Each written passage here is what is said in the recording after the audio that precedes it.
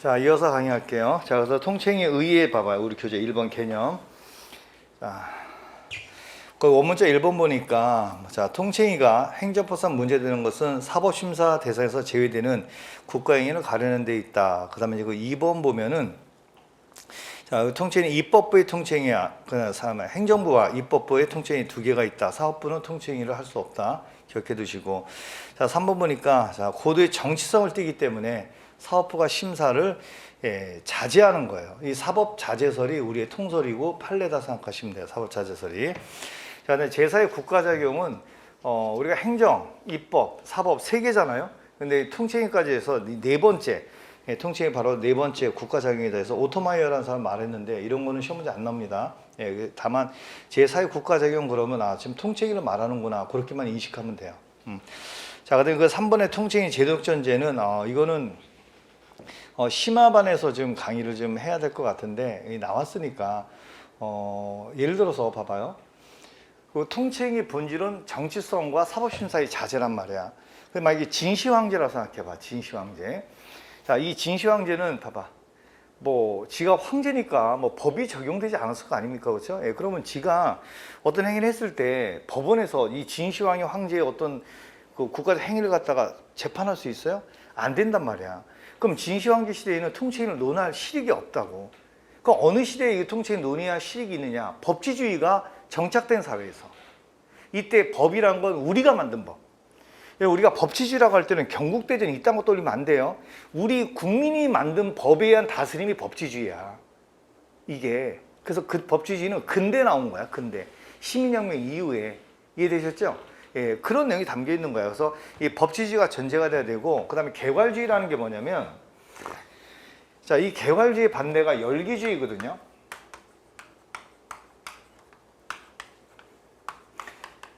자, 열기주의는 뭐냐면, 법에 이거는 자, 재판받는다. 법원에 가서 재판받아라. 그러면 요거 열기된 거, 이 열거된 것만 재판 가면 되고, 나머지 열거된 거 하는 건 재판 못 간다는 얘기야. 근데 개괄주의는 어떤 행정작용이든 다 재판 받아라 이런 얘기야. 요거 이해되죠? 그러면 열기주의에서는 통치행위를 논할 실익이 없어. 왜? 그냥 여기 있는 거는 재판 가고 없는 거는 안 가고 이러니까. 그렇죠? 근데 개괄주의에서는 다 가는데 예외주로 통치는 빼자 이런 얘기죠. 그래서 개괄주의를 전제로 해서만 통치의 논의 실익이 있다라는 얘기야. 네, 그 내용이고요.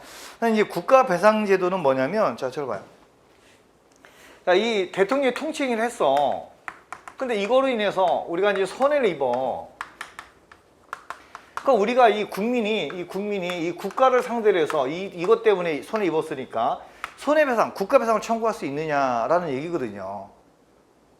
근데 만약에 국가배상제도라는 게 과거에는 이제 근대 때는 이제 국가 무책임주의다 그래갖고 공무원이 어떤 위법행위를 하잖아요. 그래도 국가는 책임 안 졌어. 왜냐면 국가가 공무원한테 너 위법한 행위해 이걸 위탁한 게 아니라 적법한 행위만 하고 위탁을 한 건데 위임을 한 건데 그렇죠. 그래서 국가는 책임 안 졌다고.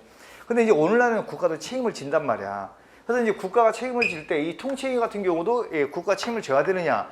여기서 이제 논의 실익이 있다는 거야. 근데 안 져요. 왜냐면 어차피 봐봐. 우리가 손해배상으로 간다는 것은 재판 간다는 얘기거든. 공무원이 어떤 행위하다가 봐봐. 공무원이 어떤 행위하다가 국민한테 손해 입혔어. 그럼 이제 돈 달라고 하잖아. 국가한테. 그렇죠? 국가가 돈 주겠냐고 안 준다고. 그건 이제 재판 가는 거야. 근데 통치행위는 재판 갈 수 있다 없다? 없다고 그랬잖아. 그래서 일반적 견해가 통치행위를 인정하는 사람들은 국가배상제도가 여기에 적용이 안 된다라고 봐요. 실제 판례도 그렇게 나오고요. 그렇죠? 그런 내용이 담겨 있는 거예요. 자, 근데 오른쪽 페이지 외국의 통칭의 사례 이거 읽지 마세요. 넘어가요. 그럼 이거 왜 담았냐? 담은 이유가 딱 하나예요. 다른 선생님 책에는 이런 게 있는데 왜 선생님 책에 이게 없어요? 부실책이네요. 이 말 듣기 싫어서 담은 거예요. 아셨죠? 읽지도 마. 넘어가. 자, 그다음 이제 통칭의 근거에 보면 학설이 있죠. 제가 여러분한테 뭐랬죠? 학설 이거 애울 필요 없다고 그랬어. 근데 우리의 통설과 판례는 그 사법자제설이에요. 사법자제설. 사법자제설이라고 알겠죠? 근데 이게 한 20년 전에는, 한 15년 전에는 이 출제가 되긴 됐어요. 근데 요즘에 이런 거 안 물어요. 알겠죠? 그냥 사법자제설. 사법부가 통칭이 정치성이 높기 때문에 그냥 자제한다라고 생각하시면 돼요. 자, 넘어가서. 자, 근데 오른쪽 페이지 메뉴 보면은 자, 이 통칭이를 부정하는 입장도 있다는 거는 기억은 해야 돼요. 그러니까 부정설이 놓은 거 뭐 이런 거는 뭐까지 묻지는 않는데 일단 부정설도 있다. 인정하지 않는 학자도 있다. 항상 여러분요. 학자들이 이론 갖고 먹고 사는 사람들이에요. 그러면 자, 만약에 자, 통칭에 대해서 오늘 세미나를 연다고 그래 봐. 그럼 통칭이 찬성론자들만 부르진 않아요. 반대론자도 불러야지 이 토론을 배틀 시킬 거 아니야. 그렇죠? 그래서 이 학자들은요. 자기가 생각할 때 통칭이 인정하는 건 맞거든? 근데 자기도 또 하나 이론 갖고 먹고 살아야 되니까 반대하는 거야. 왜? 그럼 패널로 불려가고. 그렇죠? 또 자기 책이 또 팔리기도 하고. 그래서 항상 학자들은 그런 생각이 강해. 그래서 어떤 이론이든 긍정이 있으면 부정이 반드시 있어. 모든 학자가 다 긍정만 하고 모든 다 부정하고 이런 이론은 있을 수가 없는 거야. 알겠죠? 다 견해 드립이 있다고. 근데 이 부정설의 입장도 있다고요. 근데 부정설의 입장에서 해봐. 아까 이 개괄주의가 통칭이 논의에 실익을 준다고 그랬잖아요. 예, 근데 얘네들은 개괄주의를 들어서 반대해요. 아니 모든 국가적으로 다 재판받는 거 아니냐? 이게 개괄주의 아니냐? 근데 왜 통칭이 나고서 왜 빼? 재판에서 왜 빼? 빼면 안 되지. 하면서 부정하는 거 알겠죠? 현재 우리나라는 행정 소송이 개괄주의로 돼 있다고. 행정 심판과 소송은 개괄주의야. 어떤 처분이든 다 올 수 있다고 알겠죠? 그랬더니 개괄주의가 통칭이 논의 실익이 되기도 하지만 통칭의 부정설의 논거가 되기도 해요. 그거만 기억하면 돼. 통칭이 부정설의 논거가 되기도 한다. 그게 1번 내용이고요. 자, 그 다음에 이제 그 아래 2번 이제 판례 입장. 자, 판례 입장. 자, 대법원이든 헌법재판소는 전부 다 통칭이를 긍정하는 입장이에요. 자, 그래서 대법원은 근데 여기서 여러분이 나 박스를 던져도 기역, 니은, 디귿, 리을 해놓고 다음 중 헌법재판소가 통칭을 인정한 것을 모두 고르시오. 이딱히 안 나. 그러니까 대법원도 통칭을 인정했고 헌재도 인정했는데 그 대법원이 인정한 거, 헌재가 인정한 걸 따로 나눠서 애울 필요까지는 없다고요. 별로 그게 의미가 없는 거거든. 그렇죠? 그냥 대법원이나 헌재도 그냥 통치를 인정한 사례네? 그럼 그것만 기억하면 되는 거야. 이건 통치를 인정 안 했네? 그럼 그 사례만 기억하면 돼요. 알겠죠? 자, 그래서 여기 아래 판례 보면은 항상 제가 판례가 중요하다고 그랬어요. 예, 판례 보면은 자, 이런 이제 판례를 읽으실 때 제가 이제 알려드릴게. 판례를 읽으실 때 가장 쓰레기 같은 그 교재가 어떤 교재냐면 수험서냐면 판례 제목만 달라당 담아놓고 그다음에 뭐 소급 또 이거 담아놓고 적급 뭐 이렇게 제목만 담아놓고 이런 거는 보지도 말겠죠. 이 대법원 판례에서 소극이란 말은 부정했다는 뜻이고요. 자, 적은 긍정했다는 뜻이거든요. 근데 지금 요즘엔 판례가 이것만 알아도 되는 판례가 있고 이 내용을 알아야 되는 판례가 있어요. 근데 지금은 내용을 알아두는 판례가 더 많이 나와요. 이거는 안 던지고 안에 있는 내용을 묻는다고. 내용을. 그래서 내용이 없이 그냥 요만 제목만 달라당 적어놓은 이런 아까 내가 그랬잖아 이 19세 그놈아가 이것만 마지막 봤다고 그랬잖아. 이런 게 쓰레기 같은 거라고. 시간 낭비하는 거라고. 이거 머릿속에 들어오지도 않아 이거. 알겠죠? 그래서 내용도 좀 챙겨두세요. 자, 그래서 제가 부탁드릴게요. 내용 꼭 챙겨야 돼. 알겠죠? 자, 거기 그 두 번째 본문 두 번째 보면은 다만 자, 국가행위 중에 고도의 정치성을 띈 것이 있고 그러한 고도의 정치행위에 대해서 정적 책임을 지지 않는 법원이 자, 대통령, 국회 자, 이 대법관이 있다고 그래봐. 대통령 우리 국민 선출하죠. 근데 만약 우리가 지금 단임제지만 만약에 이걸 중임제나 연임제로 바꿔버리면 이제 한 번 더 하고 싶겠죠. 그럼 그 다음에 이 사람을 떨어뜨리는 것이 얘한테 정책 책임을 묻는 거예요. 자, 국회의원 4년마다 뽑죠. 그렇죠? 얘가 이번에 못했어. 그 다음에 떨어뜨려. 이게 정책 책임을 갖다 지는 거야. 근데 얘네들은 선출직이 아니죠. 임명직이죠. 정책 책임을 저한죠. 안 지죠. 그래서 이렇게 표현하는 거야. 정책 책임을 지지 않는 법원이 이해됩니까? 정치지 않는 법원이 자, 정치의 한목적성이나 정당성을 도외시한 채 합법성의 심사를 감행함으로써 정책 결정에 좌우되는 일은 결코 바람직한 일이 아니고 법원이 정치 문제에 개입되어 그 중립성과 독립성을 침해당할 위험성도 부인할 수 없으므로. 요거 이해됐죠? 법원은 정치적 성격을 띄면 안 된다고 그랬잖아. 근데 해봐. 아까 제가 대법원장 대법관을 대통령이 임명하는 거니까 정성을 띌 수밖에 없다. 현실이 그렇게 얘기했지만 그래도 그나마 있잖아요. 우리나라 모든 국가기관 중에서 가장 합리적이고 정의롭게 판단하는 기관은 법원이에요. 검찰 정의롭다 봐요? 바로 안 가죠. 근데 그나마 법원이 정의를 실현시키는 그래도 가장 우리나라에서 좋은 기관이라는 얘기예요. 물론 그 중에는 정치성 띠 판사도 있지만. 자, 그래서 제가 막 이런 거 제가 막 왔다 갔다 해. 어떨 때만 이거 막 되게 씹었다가 어떨 때 막 칭찬했다 왔다 갔다 해. 근데 사안에 따라 다른 거 알겠죠? 자, 그 다음에 그 아래 보니까 고도의 정치성을 띈 국가행위에 대하여 이른바 통치행위라 하여 법원 스스로 사법심사권 행사를 억제, 자제한다는 뜻이 알겠죠? 그래서 그 심사등에서 제외되는 영역이 있으나 이제 통치행위를 인정하겠다는 얘기죠? 근데 이와 같이 통치의 개념을 인정한다 하더라도 과도한 사법심사의 자제가 기본권을 보장하고 법 취지 이념을 구현할 법원의 책무를 태반해하거나 포기하는 것이 되지 않도록 그 인정을 지극히 신중하게 해야 되며, 이 말은 뭐야? 통칭의 범위를 넓히지 않겠다는 얘기, 자꾸 좁혀가겠다는 얘기. 왜? 통칭의 범위를 넓히게 되면 대통령의 독재, 국회의 독재가 오거든. 그러면 안 되잖아. 이 나라 국민거니까. 그 판단은 오로지 사법부만에 이루어져야 한다. 그래서 거기 과도한 사법심사 자제부터 거기 그 판단 오로지 사법부만에서 이루어져야 된다. 여기까지 좀 밑줄 좀 그어놓으세요. 자, 지금 여기에 이제 우리가 이 판례를 읽었는데 진짜 일부러 읽은 거거든요. 이렇게 여러 내용이 있잖아. 그렇죠? 해봐. 어느 해는 요 내용이 선지에 들어가고요. 어느 해에는 요 내용이 선지에 들어가요.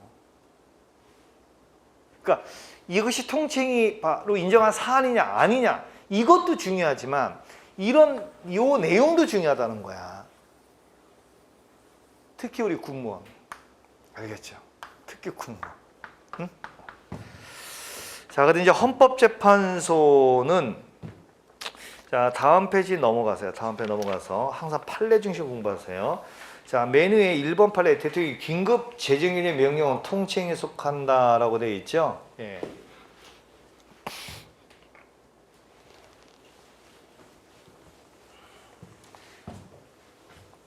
현재 우리나라 헌법이 몇 년도에 그 개정된 헌법인지 아세요? 현재 지금 우리 시행되고 있는 헌법이 모르죠. 87년도에. 이때 태어났었나요? 안 태어났었죠. 전 태어났었어요. 이게 87년 헌법이야. 예. 자, 근데 이제 대통령한테 우리 헌법이 대통령한테 비상대권으로 두 가지를 줘요. 하나가 뭐냐면 긴급명령과 이거 나중에 배웁니다. 긴급 재정경제명령을 할 수 있는 권한을 줬어요. 이 명령이라는 거는 행정권이 만든 규범을 명령이라고 그러는 거예요. 그래서 우리 나중에 2편 가면 명령에는 크게 법규명령과 행정규칙 이 두 가지를 배우는 거예요. 그래서 이 행정규칙을 행정명령이라 부르기도 해요. 그러니까 법규명령과 행정명령을 배우는 거예요. 2편에 가면. 이 명령의 견지는 행정권이 만드는 규범이야. 대통령은 행정부 수반이잖아. 그렇죠? 우리 헌법상 행정부 수반이야. 그러니까 이제 이 사람이 만드는 게 이게 이제는 명령인데 이거는 법률과 같은 효력을 줘요. 헌법이. 원래 헌법 아래 법률이 있고 법률 아래 명령이 있는 거잖아요. 예, 근데 이거는 명령이지만 법률의 효력을 줘요. 법률 효력을. 여기까지 알겠죠? 예. 근데 이건 이제 긴급 시에만 발동하는 건데, 그러니까 이 말은 뭐냐면 대통령 말이 곧 법이다 이런 뜻이에요. 짜증나죠? 우리 국민의 대표자인 국회의원들이 만든 법률에서 이 나라가 다스려져야 되는데 긴급할 때에는 대통령이 직접 법률을 만들 수 있다는 얘기야. 그럼 우리 이걸 따라야 된다는 얘기야. 그럼 이 긴급명령과 긴급재정명령 발동을 갖다 우리가 제한을 많이 해야 되겠죠. 대통령의 말이 곧 법이다. 말도 안 되잖아. 이 나라가 대통령 거냐고. 우리가 뭐 공산주의 국가도 아니고 북한도 아니고 중국도 아니고 그치? 이 나라는 우리 거란 말이야. 국민 거란 말이야. 그래서 아주 긴급 시에만 예외적으로 발동을 해야 되는 거야. 자, 근데 해봐.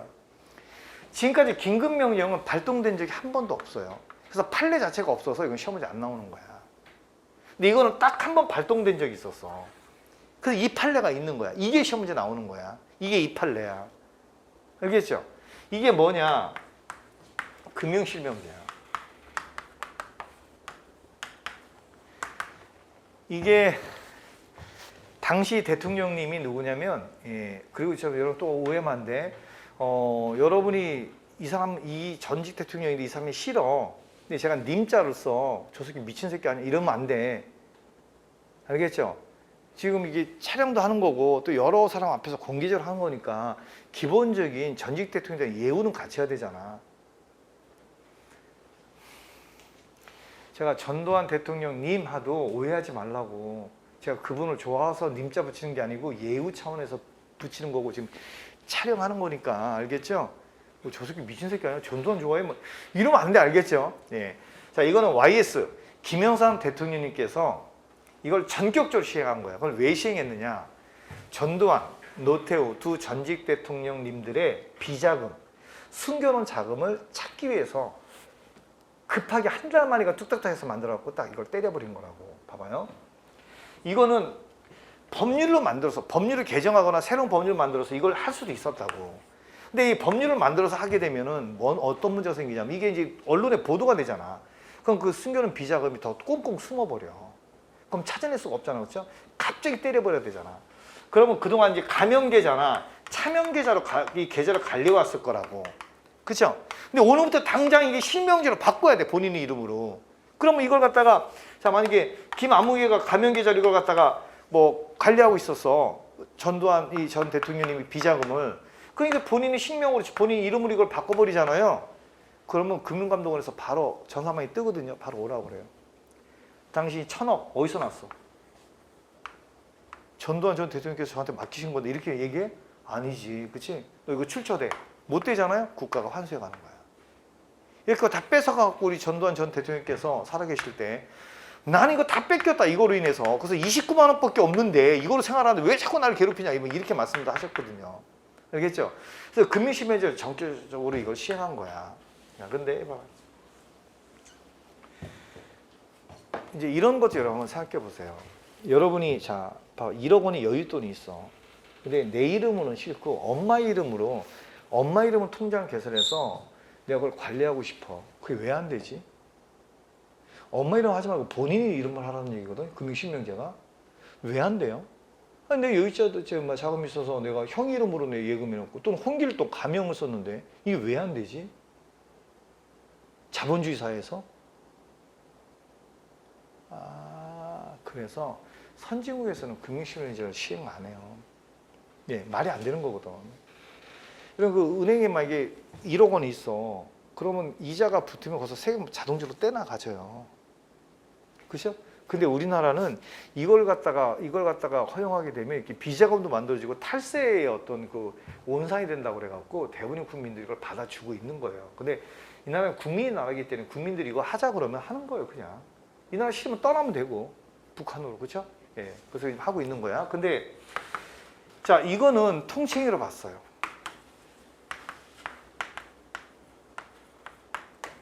자, 제가 시험 문제 이렇게 나와.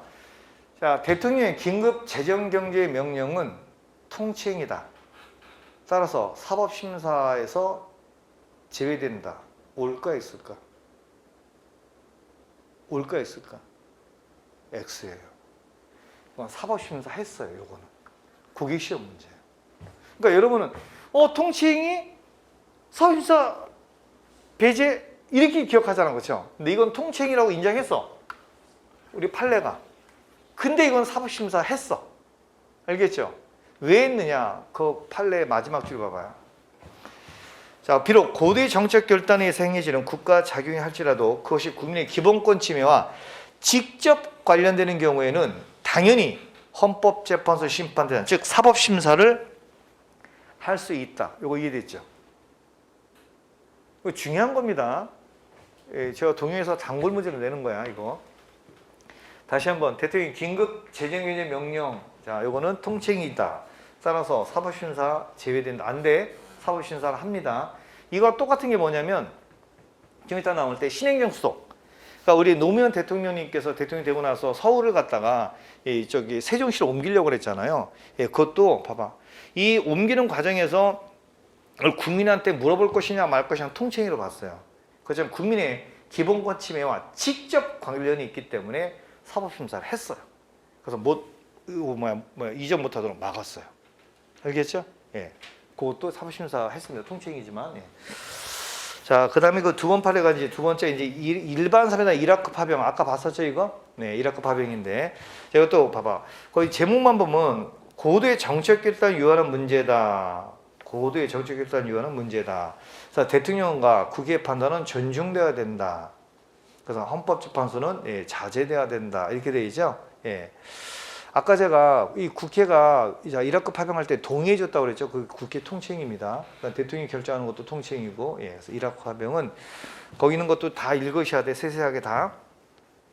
그래서 마지막 줄 봐봐요. 그러한 대통령과 국회 판은 궁적으로 선거를 통해 국민의 평가와 심판을 받게 될 것이다. 우리는 심판 안 하겠다는 얘기야. 사법부는 국민한테 떠넘긴 거 알겠죠? 예, 근데 그게 맞죠. 예. 자, 근데 그 안에 이제 통치 인정 범위에서 자, 1번 헌법에 바로 아래쪽 봐요. 헌법은 통칭에 대해서 직접적으로 명문의 규정을 두고 있지 않지만, 그러니까 통칭이가 뭐다? 그 사법심사는 배제된다. 이렇게 명문의 규정 없다는 얘기야. 없지만 헌법 제 64조의 그 박스 안에 보면은 자, 이 양바 자격심사, 징계, 제명, 그다음에 사항 봐봐. 법원에 제소할 수 없다. 그게 통칭이라는 얘기야. 사법심사 못 한다는 얘기죠. 그러니까 국회의원에 대한 자격심사, 제명, 징계, 의결에 대해서는 법원에 제소할 수 없다. 바로 이게 우리나라 헌법에 유일하게 통칭의 사례를 담아놓은 거예요. 유일하게. 이거 딱 하나 있어요. 법원에 제소할 수 없는 거는 이거 딱 하나밖에 없어. 그렇죠? 예. 자격심사, 징계, 제명 알겠죠? 국회 내에서 해결해야 돼. 이건 고도의 정치적 문제이기 때문에 법원에 관여할 수 없다는 얘기입니다. 자, 이제 그 학설에서 이제 학설적으로 이제 학설에서 인정하지 않은 게 있는데 주로 이제 판례를 기반으로 해서 이게 시험 문제 나와요. 자, 먼저 대통령이 하는 통칭에는 자, 1번 외교, 선전법 강화 이런 거 안 해도 돼요. 군사관 이거 안 해도 돼. 근데 그거 3번에 긴급 재정기재 명령은 요거는 통칭으로 보셔야 됩니다.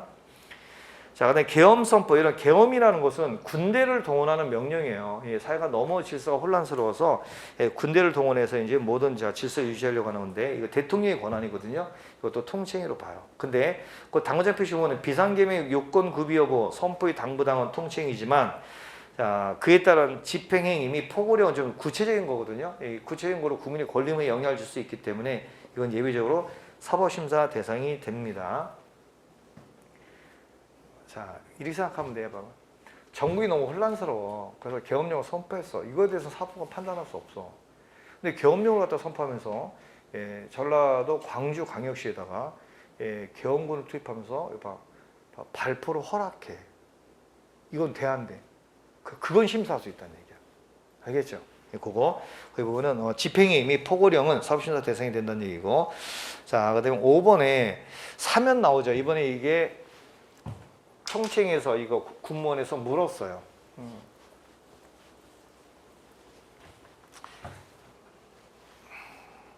사면은 일반 사면이 있고 특별 사면이 있어요. 그건 대통령의 권한이에요. 근데 원래 형벌은 법원이 가는 거거든요.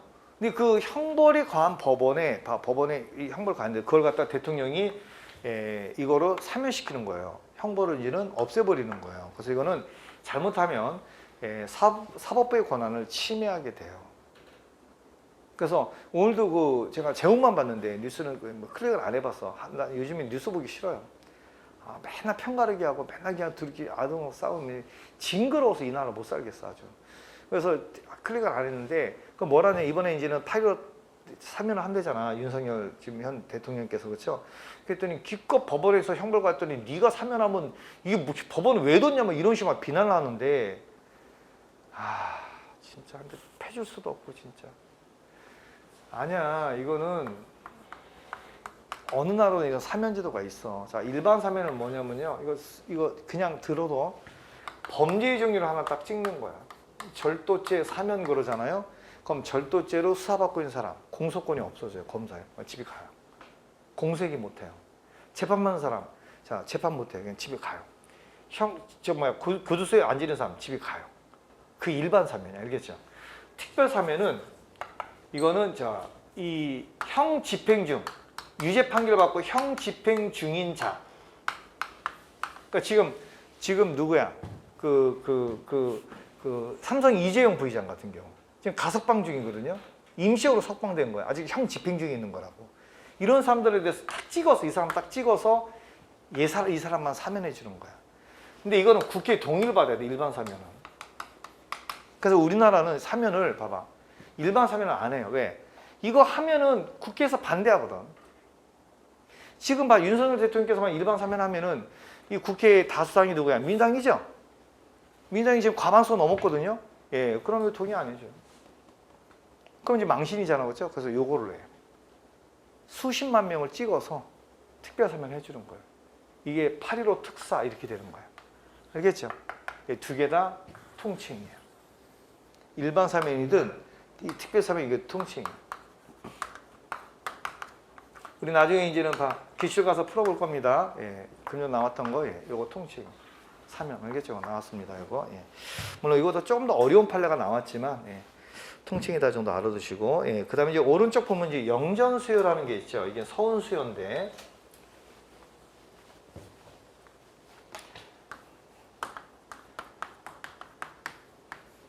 서운 수요와 서운 취소가 있어. 자, 서운 수요는 통칭이에요. 사업부가 판단 못해요. 서운 취소는 이거 통칭이가 아니에요. 그냥 처분이에요. 대통령이 처분이에요. 그냥 처분이라고. 항고소송이 대상이 된다고. 여기 한 바퀴 돌으신 분. 이건 처분 아니에요. 알겠죠? 이거는 통칭이에요. 통칭이라고. 행정개념에서 빼버린다고. 알겠죠? 예. 한번 생각해봐. 한번 어떤 식으로 묻더라. 선생님, 왜 서운 수요? 그러니까 독립유공자로 지정을 하고 그에 대한 각종 이제 혜택을 주는 게 서운 수요거든요. 훈장도 주고. 근데 이게 왜 통칭입니까? 그 서운 취소는 또 이건 왜 또 이건 통칭이 아닙니까? 같은 서운 줬다 뺏는 거 아닙니까? 그럼 이게 통칭이면 이것도 통칭이 돼야 되는 거 아닙니까? 하고 저한테 막 따지듯이 묻더라고요. 그래서 야, 한번 가만 생각해봐라. 자, 갑이라는 사람이 일제시대에 살았는데 이 사람이 독립운동을 했대. 했는지 안 했는지 본 적도 없고 대통령은 뭐 타임머신 타고 가서 볼 수도 없는 거고, 그렇죠? 남이 서류를 올린 거잖아, 그렇죠? 근데 그 독립행위도 굉장히 유형이 다양할 거 아니야, 그렇죠? 다양할 거 아니야, 그렇죠? 근데 그거에 대해서 판단해갖고 이 사람 갖다가 국가 유공자로 지정하는 것 자체가 대통령이 많은 판단적인 걸 요소로 하지 않아요? 그렇죠? 요건 같이 딱 주는 게 아니란 말이에요. 우리가 음시험 허가처럼 허가 요건을 딱 갖추면 허가 딱 내주고 이런 게 아니란 말이야. 그렇죠? 이분을 유공자로 할까 말까 이 엄청난 판단이잖아. 그렇죠? 그래서 이거는 사법부가 심사를 못 하는 거야. 그건 대통령의 재량 여지가 있는 거야. 판단 여지가 있다고 보는 거야, 이거는. 근데 이건 뭐냐면 이 취소는 요건을 갖추고 취소를 해야 돼요. 요건을 갖춰서.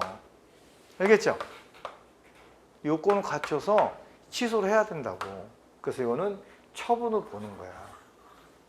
알겠죠? 이거는 통칭이지만 이건 사법심사하면 안 돼. 근데 이거 사법심사 했어요. 우리 대법원이. 자, 그렇게 좀 두 개 나누시고, 자, 그 다음에는 그 아래 이제 국회를 보면은 국회 아까 봤습니다. 예. 근데 거기 이번에 국회의원의 징계 아까 봤잖아. 통칭이라고 그랬죠. 근데 거기 당구장 표시 봐. 지방의원의 징계 의견. 이래 봐. 그럼 그 국회는 법률을 만드는 기관, 법률을 만들거나 개정하는 그 국가 기관이에요. 헌법기관인데 지방의회는 봐봐. 지방의회는 행정부 안에 들어와 있는 거예요. 이거는 국회하고 다르다고. 지방의회가 입법보다 이거 큰일 날 소리 알겠죠? 그래서 지방의회가 자기네 소속 의원을 징계 의결하는 것은 처분으로 봐요. 행정행위예요. 알겠죠? 통칭이 아니야 이거는. 예, 그래서 이거는 항고소송이 대상이 됩니다. 지금 알아두시고. 자, 그다음 이런 지금 지방 봐봐. 이런 행정법 한 바퀴 돌았다면 지방의회가 의원 징계 의결하는 건 처분이다. 이건 알고 계셨죠? 뭐 공부한 거야? 한 바퀴 돌았다며? 그건 알고 계셔야 돼. 예. 자, 그 다음에 일학과 파병 동의 아까 봤었고, 자, 그 다음에 이제 통신을 인정한 판례가 이런 거 법원이 거 헌재가 있을 때, 그 여러분이 그 법원 거 헌재 거 따로따로 이게 나누지 말라고 그랬어, 그렇죠? 예, 뭘 나누세요, 면 좋겠지만, 예, 굳이 그렇게까지 묻지는 않습니다. 예. 자, 그래서 여기 아래 이제 판례 볼게요. 판례 1번 판례 보면 남북 정상 이거 나왔어 이번에 군모서 이거 나왔어. 이 남북 정상회담 아까 말씀드린 이거 DJ 대통령 거야. 이 DJ 대통령이 봐.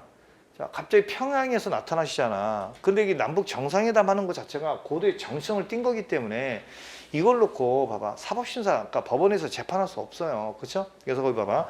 남북 정상회담 개시는 고도의 정치적 성격을 지니고 있는 행위를 할 것이므로 특별한 사정이 없는 한 그 당부를 심판하는 것은 사법권의 내재적, 본질적 한계를 넘어서는 것이 되어 적절하지 못하다.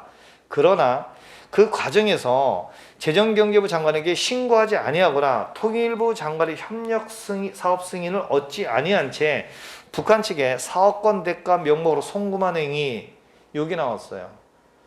이거는 사법심사 대상이 된다.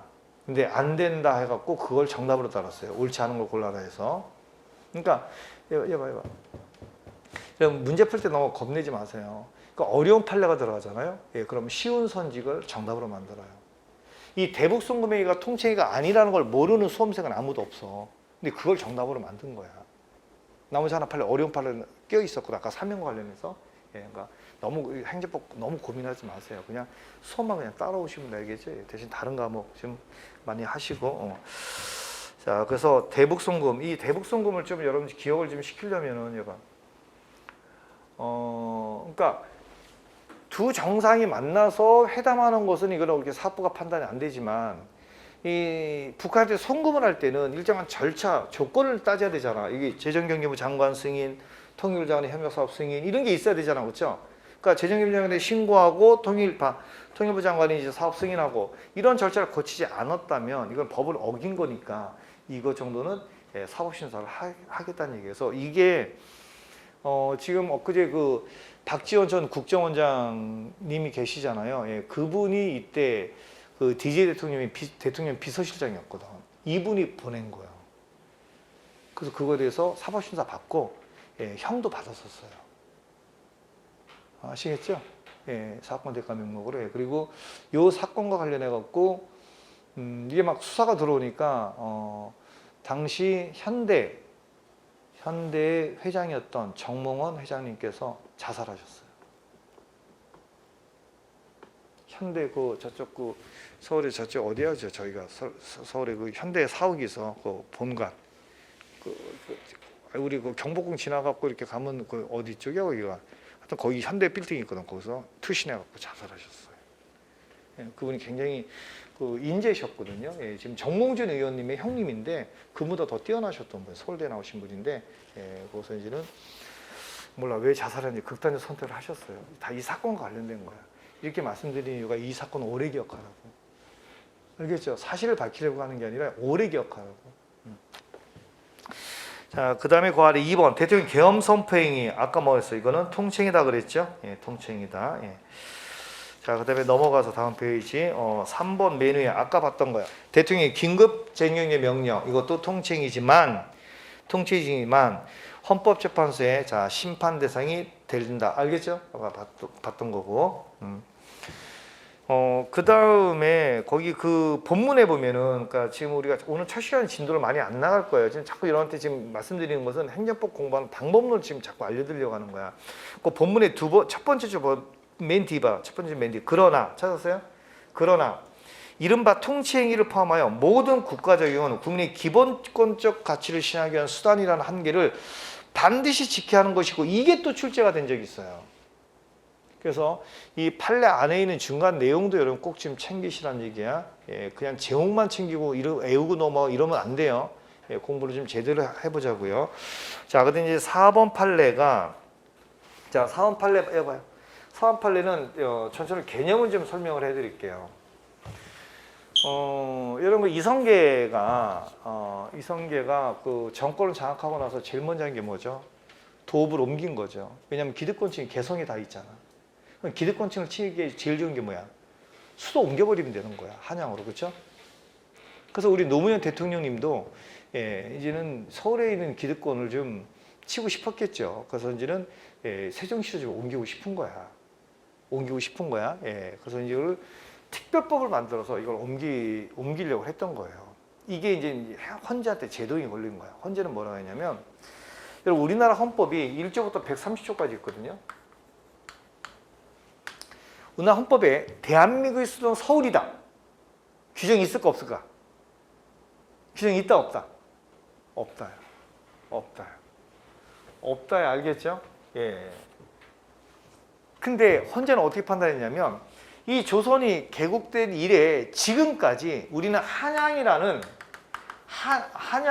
서울을 그동안 수도로 인식하고, 알겠죠? 수도로 사용해 왔다는 얘기야. 그럼 이게 오랫동안 거의 한 600년 정도 되잖아. 그렇죠? 지금까지 따지면 한 5, 600년 되는데, 그럼 이때까지 우리 국민들은 이 서울이 수도다라는 법 인식, 확신이 있다는 얘기야. 관행도 있고 법 인식도 있으니까 이거는 관습, 헌, 법이야 이렇게 된 거예요. 그러면 제가 나중에도 얘기했지만 이 우리나라는 성문법주의예요. 우리나라는 독일법, 스위스법, 프랑스법, 이 대륙법을 뺏겨서 쓰고 있는 나라라고. 우리가 뺏긴 건 아니고 일본 애들이 뺏긴 거를 우리 선각자들이 일제시대 때 일본 가서 유학 가서 그 법을 배워갖고 와서 이제는 해방 이후에 그분들이 이제 법을 주로 이제 주도했으니까, 그러다 보니까 독일법을 주로 이제 담았다고 이게. 그래서 이 독일 대륙법은 성문법주의야. 관습법보다 성문법주의라고 해서, 그러면 뭐야? 성문법 있으면 먼저 적용하고 없을 때만 관습법을 적용하는 거야. 그렇지만 관습법도 일단 적용되면 법적 효력은 성문법과 똑같아. 그래서 이걸 관습헌법이야라고 인정했잖아, 그렇죠? 그럼 이게 관습헌법이면 이걸 갖다가 이 서울에서 세종시로 바꾼다는 걸 개정한다는 얘기죠. 그죠? 이게 우리가 헌법을 개정할 때는 어떻게 돼? 국민투표를 거쳐야 돼요. 국민투표를 거치지 않고는 헌법 개정이 안 된단 말이야. 그렇죠? 근데 이제는 특별법을 만들어서 옮기려고 그랬지 국민투표를 안 거쳤단 말이야. 그러면 이거는 개정 과정에 뭔가 위헌적인 요소가 있는 거죠? 그래서 안 된다. 어디 감히 헌법에는 국민투표를 개정하라 돼 있는데 특별법이란 그지 같은 법률을 만들어서, 이때 그지 같은 것은 헌법보다 하위의 규범을 말하는 거야. 그 법령 자체가 그지 같다는 게 아니라, 알겠죠? 감히 헌법의 하위 규범이 헌법의 내용을 갖다가 침해하면서 어떻게 이걸 갖다가 옮기느냐, 말도 안 된다. 국민투표 거쳐라. 알겠죠? 그래서 옮기는 거를 막았던 거예요. 근데 이거에 대해서 당시 이제는 이게 이제 노무현 대통령님이 옮기려고 그랬잖아요. 근데 우리나라는 이상하게 저희 작은 형도 노빠거든요, 완전히. 저희 작은 형님은 제가 인생에서 가장 존경하는 분 중에 한 분이에요. 나는 우리 작은 형님 밑에 동생으로 태어나서 이 인생을 살고 있다는 게 너무 감격스럽거든요. 너무 행복하거든요. 진짜 우리 작은 형님은 어떻게 이런 인격자가 있을까 할 정도인데 완전 노빠예요. 어느 정도 노빠냐? 집에 가잖아요. 가족 사진 하나도 없어, 거실에. 다 노무현 대통령 사진을 다 도배해놨어. 지금도 제일 크게 뽑은 게 뭐냐면, 왜 노무현 대통령이 그 손녀딸을 갖다 이게 자전거 태우고 갈대밭 이렇게 가는 거 있죠. 그게 진짜 내가 형수님 뭐라 하잖아. 지금 가족 사진 나 싫대. 오로지 노빠. 노빠. 그러니까 우리나라 역대 대통령에서 국민의 사랑을 가장 많이 받으신 분이야, 이 노무현 대통령 이분이. 그렇죠?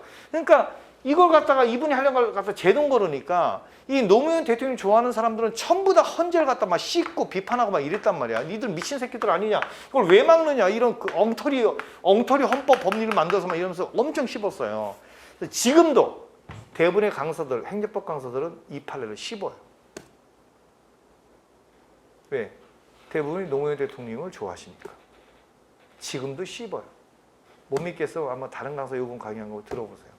지금도 씹어요. 어쨌든 간에 뭐 그게 옳은지 그른지 전 판단 불가고, 하여튼 간에 이 헌재는 이거는 국민투표를 거치지 않았기 때문에 이거는 안 된다는 얘기야. 그러면 이게 아까 그랬잖아요. 이거 국민투표를 붙여야 될 말지는 통칭인데, 이거는 국민의 기본권 침해와 직접 관련이 있기 때문에 헌법재판소가 이걸 심판한 거예요. 이 국민투표권 참정권이란 말이야, 참정권. 그죠? 국민투표권 참정권이라고, 헌법상 참정권이라고. 근데 그 헌법상 국민학권 참정권은 직접 침해하고 있잖아. 이 특별법이. 그죠? 그래서 이건 통칭이지만 내가 심판하겠다 해갖고 심판한 거야. 그 아까 긴급 재정경제 명령처럼 뭔지 이해되십니까?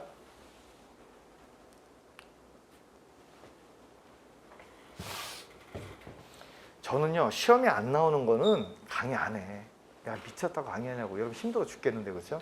시험에 나오는 거를 강의하는데 그걸 여러분들 오래 기억시키기 위해서 이렇게 방방 뜨고 쓰레기라는 단어를 많이 쓸 거예요. 알겠죠? 여러분 오래 각인시켜야 되니까. 응?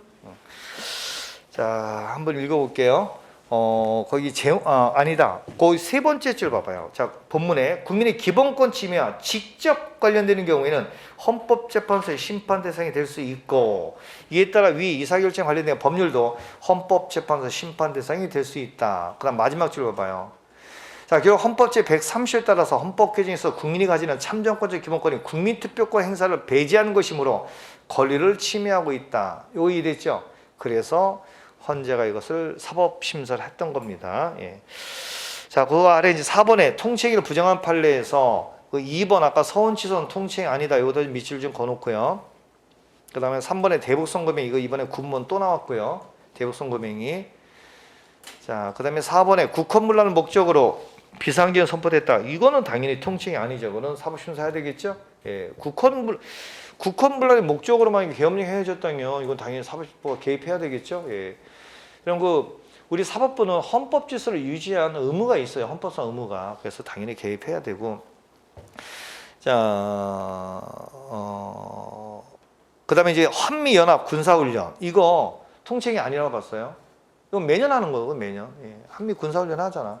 이게 할 때마다 이제 북한에서 이제 엄청 쉽죠, 그렇죠? 예. 자, 나머지는 필요 없는 거고요. 자, 그다음에 그 아래 1번 판례 아까 의원 징계 의결 지방의회 이거 통칭이 아니다고 그랬고, 예, 이건 처분입니다. 그다음에 2번 서훈치소 이거 중요한 거니까 별표 좀 쳐놔요. 이거 나중에 제가 심화반 가서 다시 한번 또 설명드릴 기회가 있을 거예요.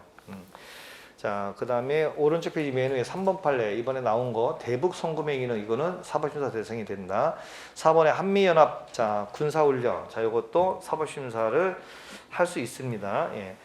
자, 그 다음에 5번에는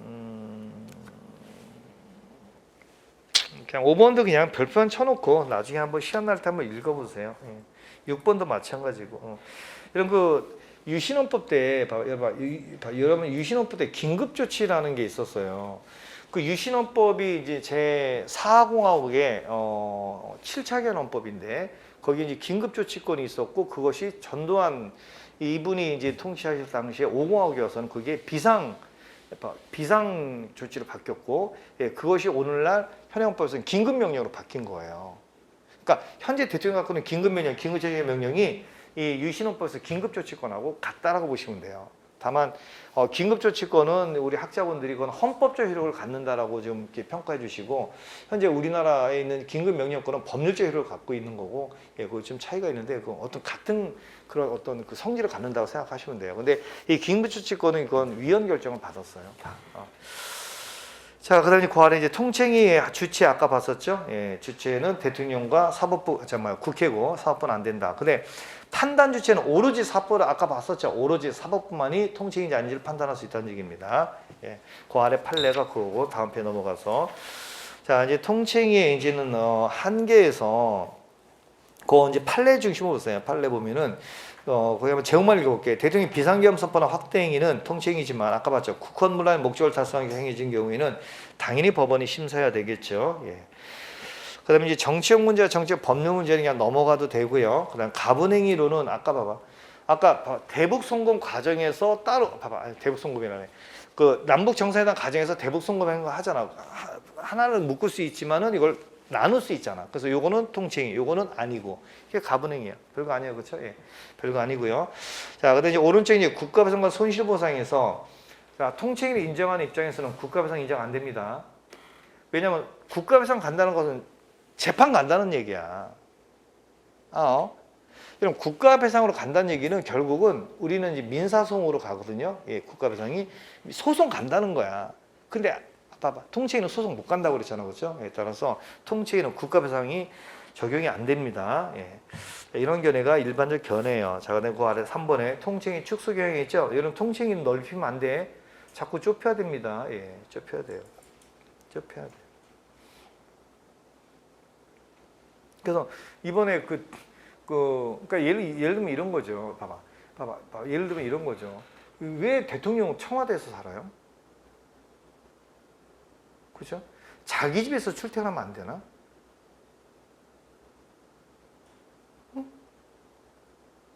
이런 왜 대통령 청와대 살아? 아니 자기 집에서 전철 타고 다니면 안 돼? 출퇴근하면 되잖아. 어차피 공무원이니까 대통령도 그렇죠? 그런 인식을 해야 된다고요. 아 이런 게 통칭이 축소 경향이 알겠죠? 미치겠다 진짜. 이 나라 국민 거라니까 대통령 거 아니야 알겠죠? 이게 이해 안 되면 여러분 중고등학교 때 이 그지 같은 교육 받은 거 알겠죠? 이 나라는 국민이 왕이야 알겠죠? 우리 국민이 왕이야 왕. 자 축소 경향. 자 그다음에 이제 행정의 분류가 자 여기는 별로 안 해도 돼요. 자 주체한 분류가 있고 그래서 그냥 읽고 넘어가세요. 그러니까 국가가 주체면 국가행정이고 그다음에 지방자치단체나 아니면은 그 공공단체가 주체면 자치행정이고 그다음에 이걸 또 위임하게 되면 위임행정이고 이건 주체한 분류고 자 그다음에 목적에 한 분류에서 질서, 급부, 유도 이거 한번 쭉 읽고 지나가 이런 거 시험 문제 안 나와요. 이거는요 옛날 20년 전에는 나왔어요. 20년 전에는. 근데 요즘은 안 나와. 요즘엔 다 판례야, 다 판례야. 벌써 제가 다 판례라는 거 벌써 몇 번이나 강조하고 있어, 그렇죠?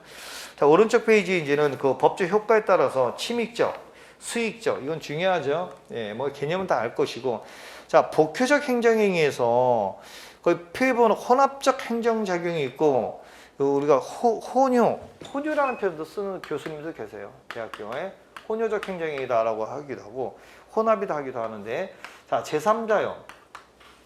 제3자 요거만 알면 돼요. 제3자. 이 혼합은 뭐냐면 한 사람한테 침익과 수익을 다 하는 거예요. 예를 들어서 여러분이 여기서 이제 포장마차를 갖다 운영하고 싶어. 근데 참 요즘 또 답답한 게 뭐냐면 저희 동네에 그 옥수수를 팔러 오시는 분이 있어요. 근데 이제는 이분이 이제 트럭 타고 왔다 갔다 하니까 여기 도로에다가 세워놓고 동네니까 한가하단 말이야. 차가 막히질 않아. 여기 아파트 안 짓고 뭐 이게 한가한 도로야. 그래서 세워놓고 이제 옥수수를 팔어. 그럼 어떤 놈이 이걸 꼭 찔러요. 민원을 넣어갖고 막 경찰이 막 출동하고 막 이래요. 막 도망다니고 막 이래요. 이런 거 보면서 아니 되게 맛있거든요, 진짜. 저도 오면 사 먹는데 아니 이걸 왜 민원을 넣을까? 교통 막히는 것도 아니고 이거 먹고 배탈 난 적도 한 번도 없거든요. 이 더불어 사는 세상이어야 되는데 지가 마음에 안 든다고 이거 꼬집는 거야 이게.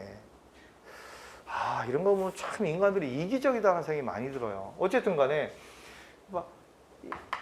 그 이분이 이제 여기다가 이제 도로 조명 허가를 받아 이분이. 그래서 여기서 그러면 허가를 받거든. 여기가 이제 길이지만 사람들이 지나가는 인도지만 여기서 이제 장사할 수 있잖아, 그렇죠?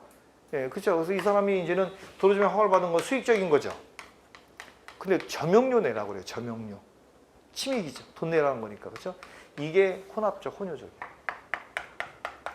됐죠? 자, 읽어봐. 자, 지금부터 제가 이제 그림으로 그려줄 때 이거는 여러분이 잘 이해하셔야 돼. 왜? 다 시험이야. 그림으로 그려지는 거는 예. 그래서 좀 어려운 내용을 지금 그림으로 그려드리는데 이게 이제 매번 시험 문제 나오니까 이런 때 되게 좋을 거야. 자, 해봐요. A행정청이 있어. 자, 갑이 있어. 자, 갑이 허가를 받았어. 근데 갑이 을한테 이 허가를 갖다가 양수를 해. 그러면 이제 개별법에 따라서 을은 얘기한테 지승계 신고를 해야 돼요. 신고를 얘가 수리를 해. 이거 수리 처분이에요. 행정행위야. 얘가 수리를 하는 순간 얘에 대한 허가가 없어지고요. 얘한테 허가로 넘어가요. 그럼 얘한테는 침입, 얘한테는 수익. 이런 행위를 제3자유 행정이라고 그러는 거야. 알겠죠? 이 처분 하나로 수익과 그러니까 수익과 침익이 동시에 나오는데 각각 다르죠. 대상이 이걸 제3조 행정이라고 그러는 거야. 아셨죠? 자, 그다음 그 아래 이제 법적 기속회의에 의한 분류는 그냥 읽고 넘어가시고 수단도 마찬가지예요. 그다음에 다음 페이지는 법 형식에 의한 분류 있죠. 공법 형식이 있고 사법 형식이 있다. 이것도 나중에 다 하게 될 겁니다. 자, 우리 좀 쉬었다가 이제는 다시 또 이어서 할게요.